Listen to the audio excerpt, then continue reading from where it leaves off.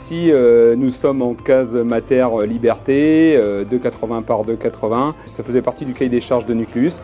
Ces cases liberté non balance et qui permettent d'améliorer la qualité maternelle en sélection. Et aujourd'hui, ça fait son effet, ça prouve qu'on répond bien à la demande.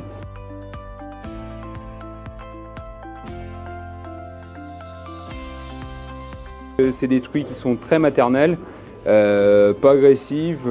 Quand on les met en liberté, elles s'occupent de leur porcelet, elles sont calmes, elles se couchent direct, elles donnent leur lait à leurs petits, il n'y a pas d'écrasé, donc c'est super. Et aujourd'hui, on est sur des sevrages de 15, quoi. Les truies, dans leur comportement tout au long de l'élevage, sont relativement faciles à travailler. Les déplacements se passent assez bien, que ce soit pour l'entrée en maternité ou la sortie, on le gère seul, donc ça se passe bien. Pendant la période de maternité, d'allaitement, c'est pareil, et notamment pour l'allaitement, c'est quand même un point positif, d'avoir des truies assez calmes, quoi. C'est des truies déjà qui sont plutôt facilement maniables.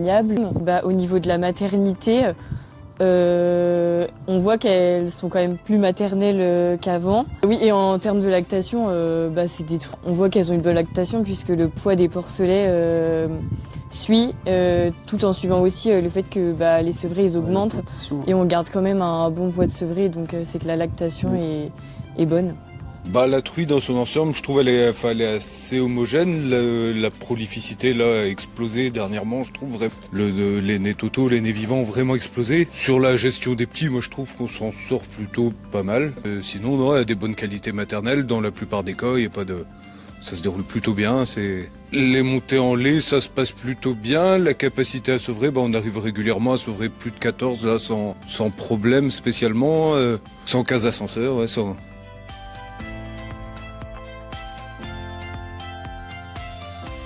Par rapport à l'amélioration de la productivité des truies. Donc depuis 3 ans, on a augmenté de 0,8 nez totaux par portée. Là, on arrive aujourd'hui à 9% de perte sur les nez vivants.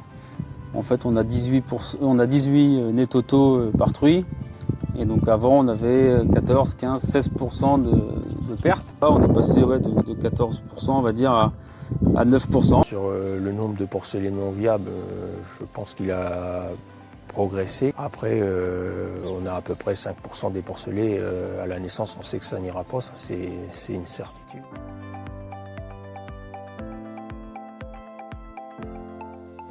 Même par la prolificité, la qualité des porcelets ne se détériore pas. C'est ça. On a des portées de 20 nez vifs, mais avec de très beaux porcelets. Le travail d'homogénéité des portées, je pense, a apporté ses fruits. On a des porcelets relativement homogènes. Ouais, je trouve que là, on sèvre beaucoup plus. Les cochons ont une qualité de porcelet quand même. Ce qui fait qu'en nurserie et tout, c'est beaucoup plus facile à envoyer. Et donc après, pour l'engraissement, c'est pareil. Globalement, c'est assez régulier quand même. On est sur des portées assez homogènes.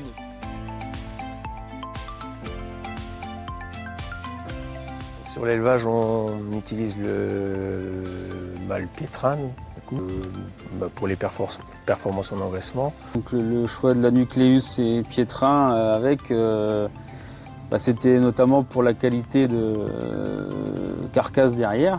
Et on est à 2,60, 2,55 d'indice. Pour moi, oui, ça apporte du muscle, ça apporte de l'indice. Par rapport à l'indice sevrage-vente, on est à 2,17. Un GMQ sevrage-vente à 830 grammes. Donc le mâle piétrin, il est associé à la truie Sérénis. C'est, je pense, une bonne association, puisqu'on arrive à aller chercher et de la performance en maternité et de la performance en engraissement. Ouais, le Vigor, quand t'as le cochon qui naît, il va tout de suite à la mamelle. Il reste pas dans son coin, beaucoup plus vif. Ouais, pareil, c'est beaucoup plus un cochon beaucoup plus tonique à la naissance qui va directement téter. Ils sont beaucoup plus toniques, quoi. Et ça apporte vraiment beaucoup pour la première TT et tout, c'est beaucoup plus facile à gérer. Ouais.